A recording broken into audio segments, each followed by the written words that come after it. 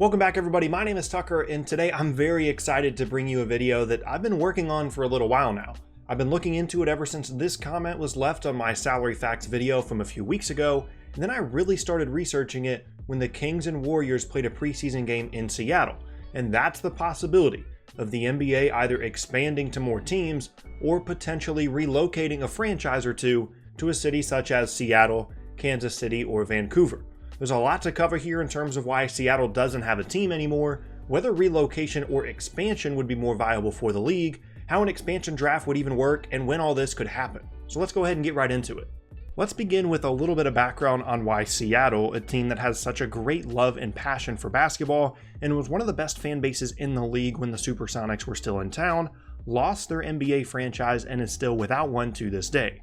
The team was officially moved to Oklahoma City and became the Thunder 10 years ago for the start of the 2008-2009 season, and were actually the third NBA team since the turn of the century to be moved to a new city, with Vancouver to Memphis and Charlotte to New Orleans being the other two. For the Supersonics, the reason for the move, as it often does, came down to financial issues. Key Arena, the home of the Supersonics, was in need of renovation, and the ownership group at the time, led by Howard Schultz, attempted to persuade Washington state government officials to approve $220 million in public funding to go towards the project. But when that didn't happen, they sold the team to Professional Basketball Club LLC, led by Oklahoma City businessman Clay Bennett. Despite his ties to the city, it was initially thought that Bennett would make an effort to keep the team in Seattle, but after more plans to either revamp Key Arena or build an entirely new one failed, the new ownership group ultimately decided to inform the league that it intended to move the team to Oklahoma City. The team was originally sold in 2006, and Bennett declared his plans to go to OKC in 2007, but Seattle still had a leasing agreement with Key Arena through 2010.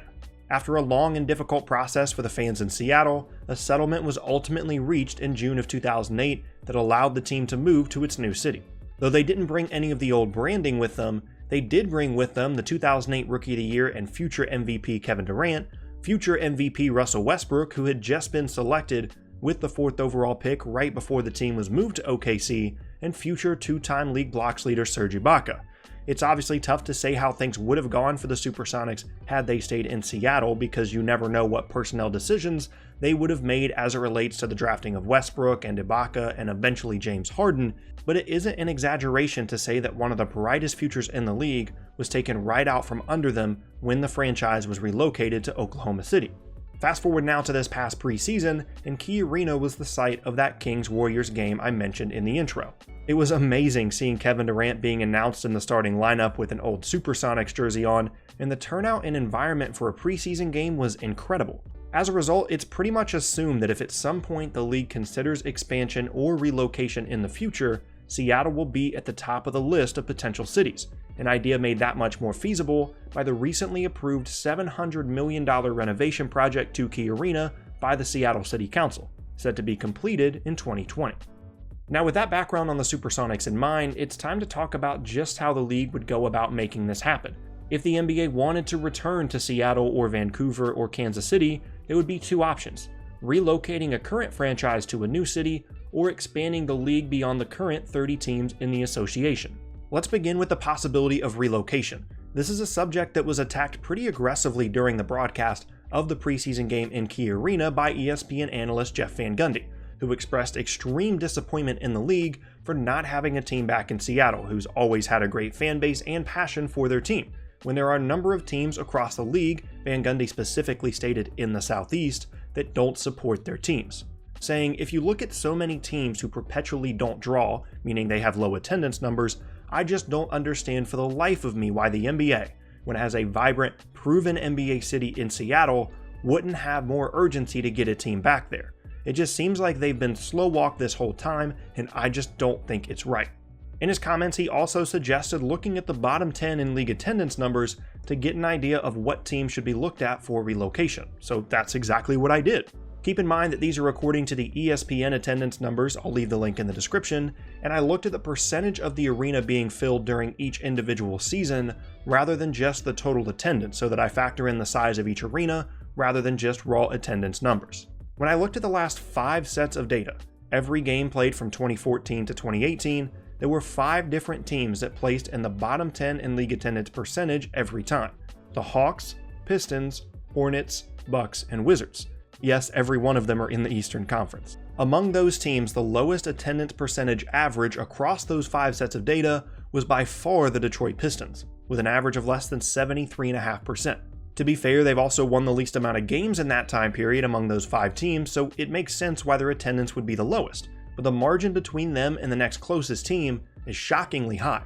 Every other team on that list at some point placed in the high 80s or even 90s in percentage, while the Pistons' high number was 82.9 in 2018 and even dipped below 70% at times. So you'd think that the Pistons would be a prime candidate for relocation, but the problem is the team just moved into Little Caesars Arena this season, which was only recently opened in 2017 and cost over $800 million to build, so I highly doubt the league would even consider moving the team.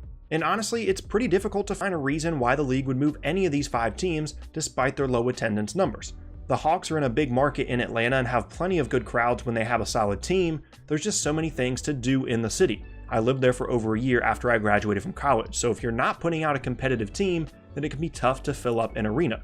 But it's too big of a city and market for the league to move from. The Wizards are in the nation's capital, so that isn't happening.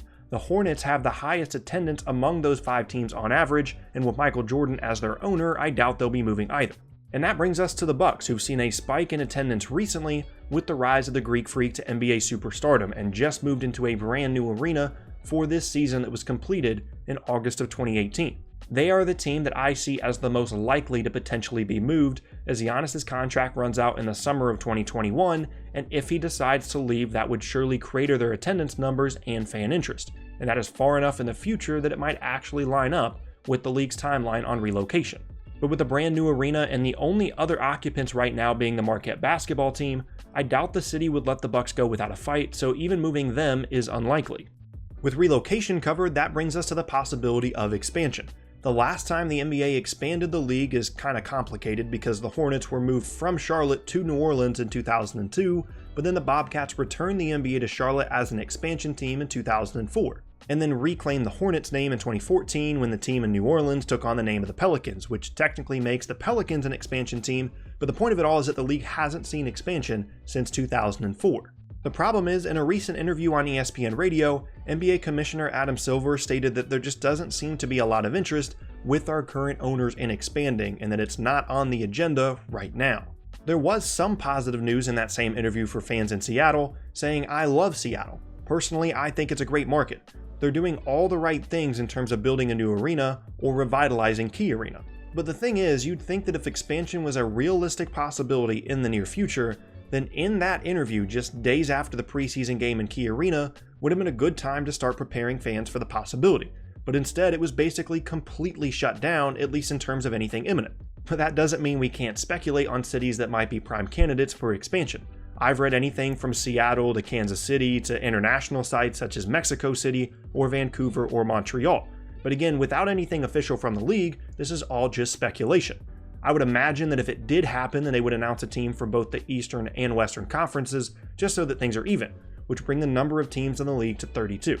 Personally, and again, this is just speculation, I would think that Seattle would be a near guarantee to get a franchise, likely in the Western Conference, and a second team in Canada in either Vancouver or Montreal would be next in the Eastern Conference. This likely wouldn't be a possibility until at least past 2020, when the Key Arena renovations are set to be complete, although it isn't uncommon for deadlines on large public construction projects to be pushed off. But if it did happen, I can't even begin to express how exciting that would be for me as an NBA fan and content creator. In a potential expansion draft, each team would be allowed to protect 8 players on their current roster, and the 2 expansion teams would take turns picking unprotected players, in addition to getting a high draft pick. Trying to figure out which players each team would or wouldn't protect would be fascinating to me, and I really hope it happened at some point in the next 3 to 5 years. In the end, this could just be a case of the league not wanting to mess too much with how great the NBA is doing as an association right now. Fan interest and revenue continue to grow each year, and the league is in a fantastic place, so maybe they just don't want to try and fix what isn't broken. But even with all that said, and the recent comments of Silver, he's also said in the past that although he doesn't have a timeline on league expansion, it is, and I quote, inevitable. Sometime in the next 3 to 5 years, I would expect that the league will add 2 new teams, with Seattle and either of the 2 major cities north of the border that I mentioned earlier being prime candidates. And that is going to be the end of today's video, and I thank you all very much for watching. Once again, my name is Tucker. If you missed any of my previous videos, then be sure to check out the boxes on screen. Thanks again, and I'll see you all next time.